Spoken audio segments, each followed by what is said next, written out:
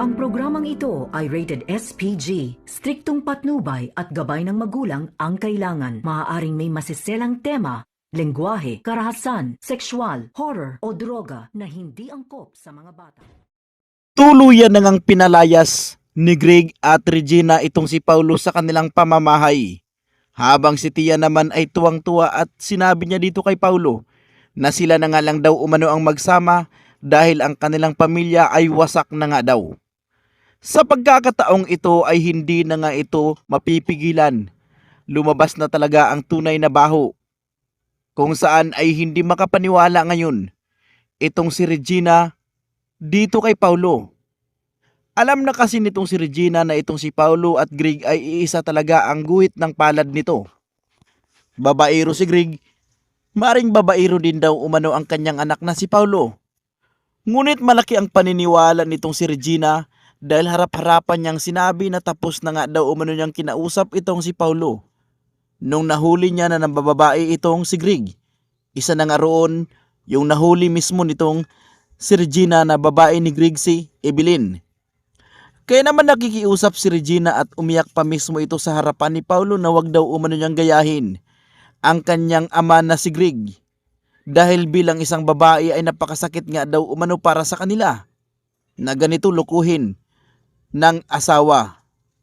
Kaya naman itong si Regina sa ngayon ay hindi niya matanggap. Ang akala niya ito'y natauhan na at akala niya ay masusunod na siya nitong si Paulo. Kaya naman sa pagkakataong ito ay nagdesisyon si Regina na ayaw niya nga daw umano na magkakaroon ng ganitong klaseng anak. Kaya naman mas mainam na lumayas na lamang daw umano itong si Paulo sa kanilang pamamahay. Habang itong si Greg naman ay kinausap niya itong si Paulo. Napakawalang hiya nga daw itong si Paulo. Ngunit itong si Paulo ay napapasabi na saan ba daw umano siya magmamana kundi dito lang din daw naman sa kanya. Ngunit napapasabi si Greg na isang pagkakamali mo Paulo kung bakit ikaw ay nagpapahuli pa talaga. Wala naman daw umanong problema mambabae ayon dito kay Greg. Wag lang daw umanong magpapahuli. Pero dahil napakalaki nga daw umano ang pagkakamali nitong si Paulo na siya ay nagpapahuli kaya hindi niya nga daw umano kukonsintihin ito. Kung ano nga daw ang desisyon ng kanyang ina, ganun din ang kanyang desisyon. Palayasin si Paulo dahil ang dinipdipinsahan nitong si Greg ay yung kanilang pamilya. Natakot si Greg na masira ng tuluyan ang kanilang pamilya pagdating sa kanilang mga customer sa kanilang negosyo. Kaya mas mainam na hindi niya nga daw konsintihin ito. Dahil iniingatan nga daw umano niya ang kanyang pangalan na hindi ito mababahira na napakapangit talaga na record. Ngunit itong si Tia sa ngayon ay kinausap itong si Paulo. Dahil hiniwalayan na ito nitong si Edward.